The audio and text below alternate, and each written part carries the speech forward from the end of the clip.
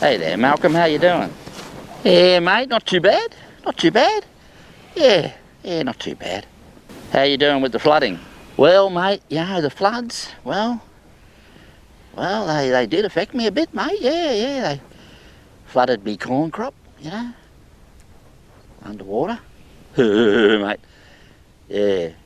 But that's turned out all right, mate. I had to plough it in and plant a new one, and it's jumping, mate, you know. Because what happens is all those nutrients, they come down with the flood water, dump on my paddock, and boom.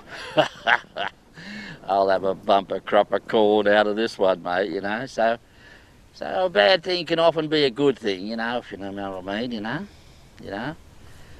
And then me bridge down the end of me driveway, you know, that was washed away and had to rebuild her. Were you practical and put a culvert in? A culvert, mate? Practical? Mate, did I just hear you say practical? Oh my goodness, mate. My goodness, mate. I don't know what to say to that, mate. Practical? My goodness. You know, mate, I'll give you some advice here, mate. When you start using the word like practical, or economical, or sensible, mate, you're starting to lose the plot. You know, you're starting to give up on life. Now, life's for living, mate. You've got to get out there and live it, mate. And not use the word practical or sensible or economical. My goodness, that means you've given up. That's a sad thing, mate. So if that's starting to creep in, you should pull yourself together a bit there, mate, and get on. So, no, I didn't do the practical thing. I didn't build a culvert.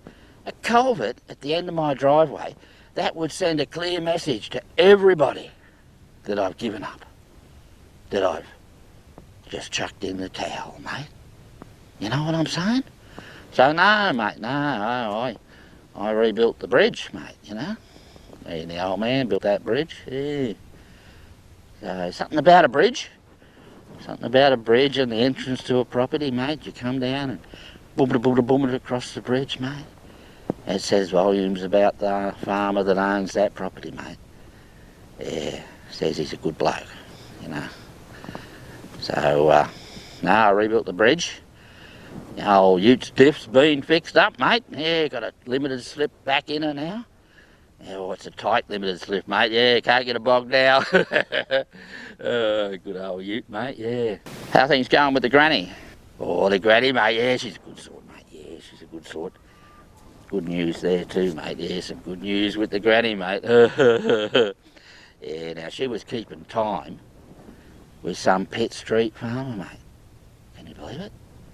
Now, the thing that got me was this bloke drove an automatic ute. And I'm thinking, well, what's she thinking? Going out with a bloke that drives an automatic ute? Mate, I don't know what to say to that, mate. But she was seen having coffee with him one day and going to some dance with him at the Country Women's Association, mate. I couldn't believe it. Got me down a bit, I have to tell you, mate. Yeah, did that. But I tell you what happened, you know. I was talking to that Kevin, you know, Pants Man Kevin. Yeah. And he was telling me that he was at a restaurant in town with his latest lady friend, mate. Oh, he's a pants man, you know.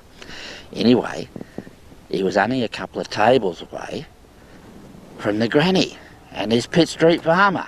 They sort of come in and sat down, you know. And Kevin said that she was pretty prickly when she got there, you know. And apparently, mate, so the story goes, she hadn't actually been out with him in terms of him picking her up. Everywhere they'd been before that, you know, she'd either taken him or they'd met up there. So she didn't know he drove an automatic ute. And this was the first night that she suddenly realised the sort of bloke she was hanging about with. It dawned on her, mate, you know. And so she was a bit prickly initially, and then after a little while, she just couldn't take it no more, mate, and she actually left and went and got a taxi home. Mate, what a bit of good news that was, mate, you know. What's wrong with blokes that drive automatic utes? What's wrong with blokes that drive automatic utes, mate? Mate, yeah, I'm surprised you got to ask me that, for goodness sake, mate, you know. Look, the first thing you got to know is they're lazy buggers. You know, they're too lazy to change gear, mate. Yeah, that says it all, really, mate.